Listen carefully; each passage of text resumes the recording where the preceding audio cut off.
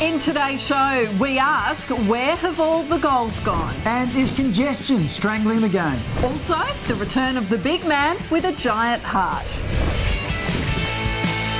Hi everyone, and welcome to the Crows Show, brought to you by Optus. I'm Mark Bickley. And I'm Alana Smith. And Mark, we're virtually halfway through the season, and so far the goals have dried up. Yes, across the AFL, the leading forwards have struggled to average more than 2 goals a game. That's right. It's now 11 years since Lance Franklin was the last player to kick 100 goals in a season, and many fans must be wondering if that feat will ever be achieved again. Back and gets it, had to stab it, goal, and drills a ripper. Look, I was so confident this year with the new rules, the 6-on-6 and the starting positions, that there would be a full forward, or a key forward, kick 100 goals. The game's changed and evolved over a period of time, and I guess teams are more focused on a team defence rather than a one-on-one mentality, I guess. Straight into Eddie Betts' territory. He finds a highlight, Eddie. I think the defensive mindset of coaches and players are so much stronger. The defenders are very good one-on-one. We don't have the Tony Locketts who are big, massive guys who can stand and monster a fullback out of the way. Lance Franklin joins the 100 club, and people power has spoken. Out they come by their thousands. You know, there was a period there where there was 3 or 4 guys kicking 100 goals in a year, and you know, you sort of say if there was 1 or 2, you just sort of shut them down. But you know, teams worked out that you could just kick it to them, and they were good enough 1v1 to beat them. Go back to Tony Modra's days. It was just so exciting. You know, he was a great player, but you know, you kicked 100 goals, but we didn't win a flag even. And even when under Blighty, Blighty won 2 flags without Mods in the team. So they're great, they're exciting, they're glamorous, but they don't guarantee success. Yeah, I can see down the future them changing rules to try and make that easier for forwards to kick goals. I'm sure there's going to be another forward to kick 100 goals. It will happen again. We have peaks and troughs in footy, and you can go back to periods where full forwards didn't kick hundreds of goals. Everything old is new again. It will happen again. Of course, this season's new rules were meant to produce higher scores, but after 11 rounds, the exact opposite has occurred. Mark, what's happening? I think we can start off with the fact that the competition's never been more even. In terms of close games, we've had lots of them, and the blowouts of 10 and 15 goals we used to see just haven't happened. So that impacts on scoring, and also I think the promise of freeing up the game has made the coaches over the pre-season work a bit more on their negative tactics. So I think that's had something to do with it as well. Yeah, it certainly appears to be more congested. Is it all the coach's fault? I think they do set the tone, and the other thing about congestion is when tackling improves, it keeps the ball in the area, and I just feel like the AFL, the tackling has never been better. So I don't think coaches want free, open, flowing footy, and so they set the agenda. All right, so is the game as we see it now the new norm? Well, it's still a very small sample size. We're 11 games into a new set of rules, so I think the AFL will let it settle down over a couple of years, and I'm hoping that there's some coaches out there that come up with some tactics that are going to, I guess, return to some higher scoring games. Watch this space. Thanks very much, Mark. Well, the return of Big Sam Jacobs will be crucial to the Crows' hopes in the back half of the season. Yesterday's game was his first since round 2 against Sydney when he suffered that injury to his right knee. Thanks to Revolution Roofing, we discovered it's the longest he's been on the sidelines since he joined the Crows. Kelly puts it up, Jacobs, Ryder, Jacobs! He is dominating at the moment. Playing a continuous length of footy for so long and not missing many games, it's been a bit different, sort of spending time on the sidelines. It's hardest when we're losing because you just feel like you want to contribute to the boys, and when you go on a team meeting you don't really, I guess, contribute because you're not, I guess, part of the immediate team. But at the same time I've just tried to use it as a positive and try to use it as a mental refresher, and obviously got the little one, so it's enabled me to, I guess, have some time in season with family, which I don't normally get. It's been really enjoyable to spend some time to actually take a step back and see how much you do miss it, and absolutely I'm ready to come back. Handball to Jacobs, he can poke through his second. So I feel in a really good position to be able to, I guess, have a strong second half of the year. I know how physically demanding the position to be. I'm 31 now, so I know that I'm not the spring chicken I used to be and can keep backing up week after week. So I feel in a really good headspace. I feel really mentally refreshed. Physically, I feel refreshed. So hopefully now I can have a strong 3 weeks before the bye, and then hopefully finish the year off really strong and hopefully play some finals footy. Sauce is another player out of contract at season's end. Still to come, football's changing colours. The former Crow now in black and white.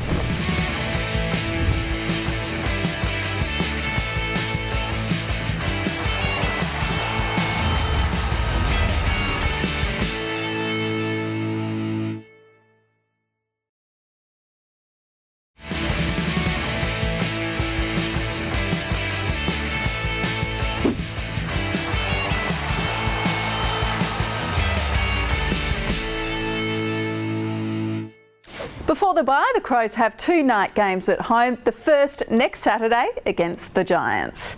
Well, this year the club has teamed up with Optus to organise the biggest ever Crows Cup.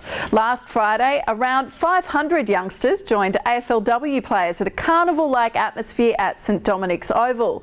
The round-robin competition, now in its 4th year, encourages girls to play football and has grown to involve more than 4,500 youngsters across the whole season. Now, as we've seen in the first 10 weeks, Don Pike has great touch on the golf course, unbeaten in our one-hole par 3 challenge at Glenelg. He's already seen off one basketballer, and today he faces another, 36ers guard, Anthony Drimmick. So, with the help of Optus, let's see how they went. Welcome to Glenelg Golf Club here at the Optus one-hole challenge. I'm joined today by Anthony Drimmick from the Adelaide 36ers. Welcome on board, Anthony. Thanks, good to be here. Are you a golfer, first and foremost? Let's find out. Yeah, let's find out. Let's see how I go, I reckon. Have you played much or not? No, not really. Bit of mini golf. Good at mini golf, but that's about it. Bang. Yes, it went kind of straight. Oh, no. You're in the bunker there. It went straight, though. It went straight? That was good. You're up there. All right, you show us how it's done. All right, we'll see how we go. Pressure's on. Wow. Oh, it's got to turn a bit. Just in the... I think I did better. Just off. I think I did better. Yeah, we're up there. Did better So than you've been back, Anthony, for about, 3 years playing the NBL? Yeah, been in the NBL for 3 years, so my 4th season will be next year. And previous to that, you were Boise State in Idaho, correct? Yep, in Idaho. Was there for 4 years for college, so that was a good experience. Now, from a off court, I believe you're a very keen gamer. Is that correct? That's it. Yeah, love hitting the video games. And so I also understand that you've got your own personalised chair.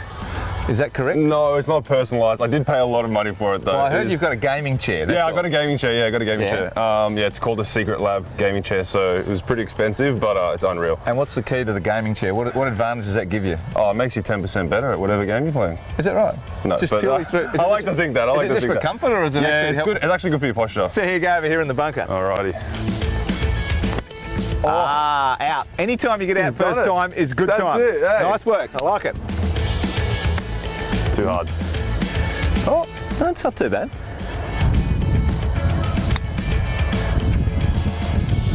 Wow, is that in? Oh! Holy moly. That was amazing. There we go. Oh.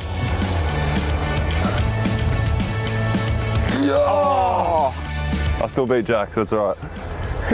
Yes. You're still beating Jack, so you should be happy with that. 6. Hey, thanks for joining us today. No worries, appreciate that. All the best Thank for you. next season and thanks, for whatever mate. may come in the esports in the future. There you go. Thank you very much. We're looking for recruits. In 4 years at the Crows, Kyle Cheney was certainly a crowd favourite. Now that he's retired from the AFL, if you still want to see him play, you'll have to go to Harndorf in the Adelaide Hills, where he pulls on a Magpies Guernsey. With the help of Flight Centre, we ventured into black and white territory to check out how he's going.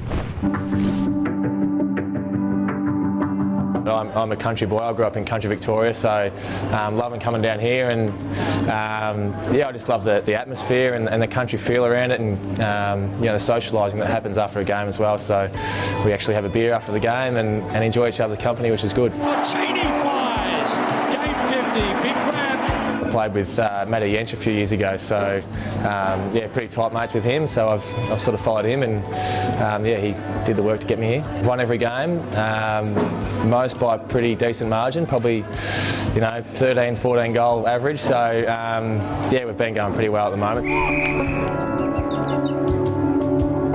My wife and I are expecting our first child, so that's about 6 weeks away now, so it's creeping up. I've still got an older brother that plays at Warringtonville, and a lot of close mates that are still there. One of my best mates actually coaches the side, so the lure to head back there was something that I definitely thought about, but with the pending child, and we just thought a little bit of continuity and staying in the state, and pretty easy transition in the end. Cheney just marking practice at half-back. I look back on my career with fond memories, and there's a lot of finals wins as well. I mean, my first year at Crows 2015, that elimination final against the Bulldogs went right down to the wire. That was probably one of the most exciting games I've ever been involved in. What an incredible season it has been for the Adelaide Crows. I still love the game, I've still got a passion for the game. I'm having great fun out there, and starting to get some great relationships with the guys here. So as long as they'll have me, and as long as I'm fit enough to do it, I'll keep doing it.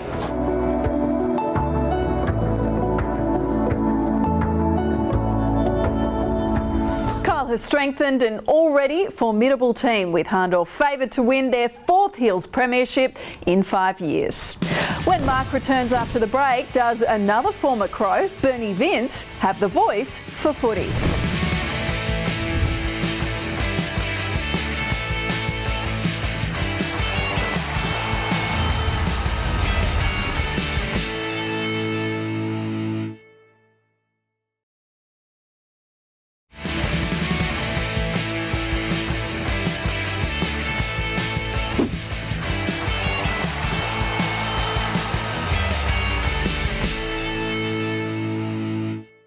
Welcome back.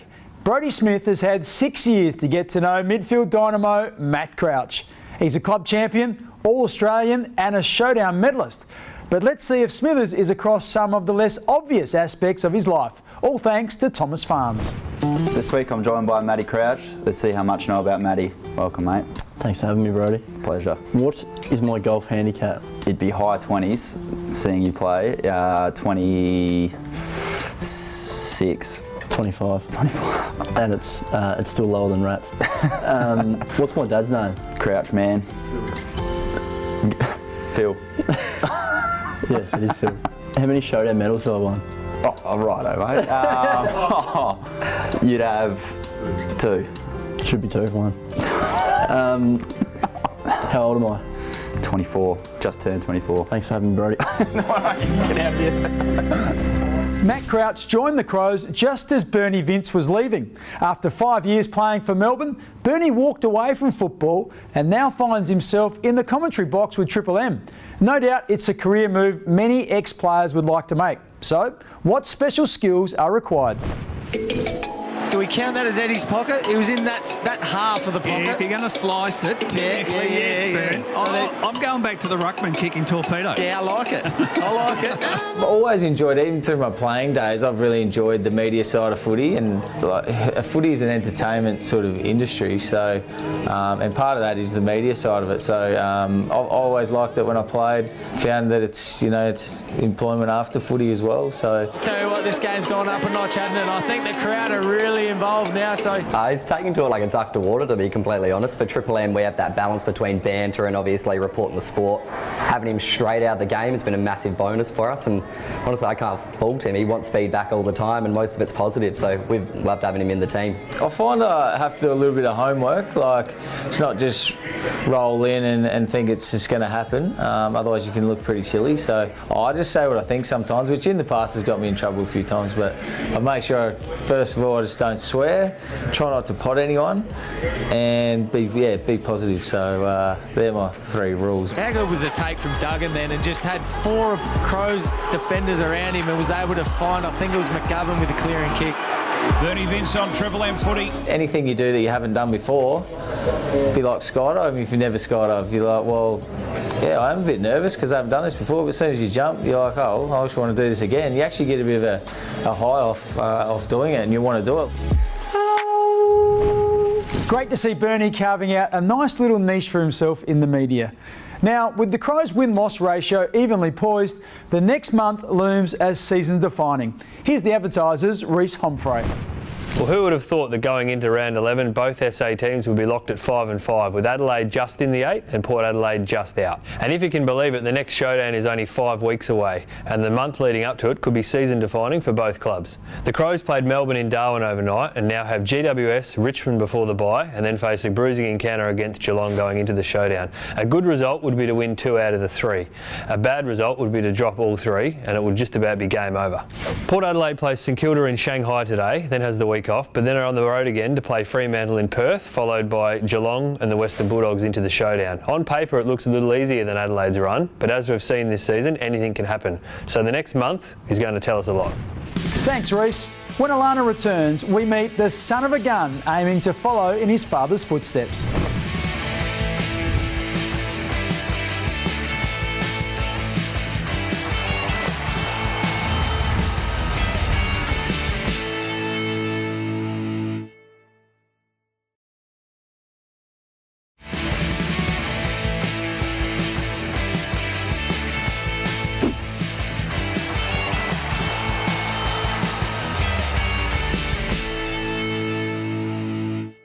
Collingwood Premiership player Craig Kelly had a reputation for being among the AFL's most ruthless defenders back in the 90s. His eldest son Jake is now a regular in the Crows backline and has the same fearless traits. Thanks to Toyota Good for Footy, he talks about growing up in one of Melbourne's best-known football families.